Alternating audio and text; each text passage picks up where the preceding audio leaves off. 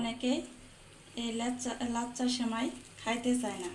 যদি এরকম করে একবার রান্না করেন তাহলে আর অন্যরকম সেমাই খাইতে ইচ্ছা হবে। প্রথমে চুলায় দুধ বসিয়ে দিয়েছি, দুধ গরম হয়ে গেছে।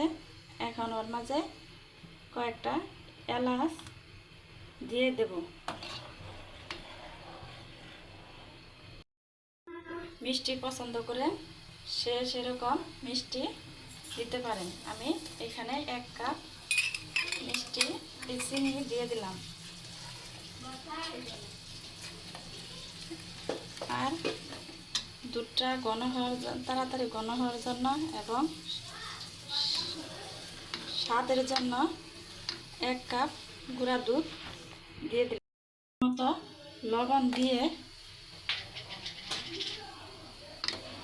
এভাবে নাড়িয়ে দুধটা ঘন হওয়া পর্যন্ত জাল করে নিব।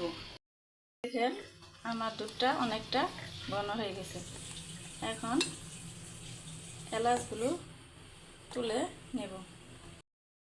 এখন চুলা থেকে নামিয়ে নেব। এখন চুলায় একটা কড়াই বসিয়ে গরম করে নেব।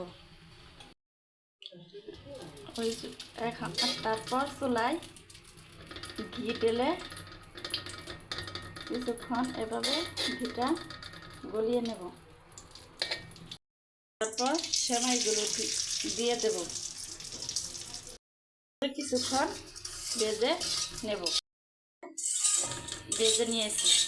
এখন চুলা থেকে নামিয়ে নেব। চুলা থেকে নামিয়ে নিয়েছি। এরকম একটা বক্স নিয়েছি, আপনারা চাইলে বাটিতেও নিতে পারেন। এখন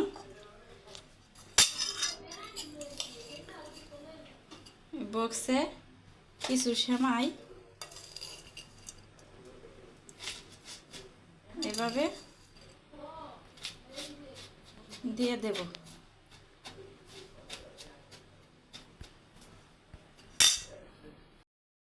আগে থেকে নারকেল কুড়িয়ে রেখেছিলাম। এখন ওই সেমাইয়ের উপরে কিছু নারকেল এরকম করে দিয়ে দেব। আগে থেকে জাল করে যে দুধ চিনি রেখেছিলাম, এই দুধটা এভাবে উপরে দিয়ে দেব।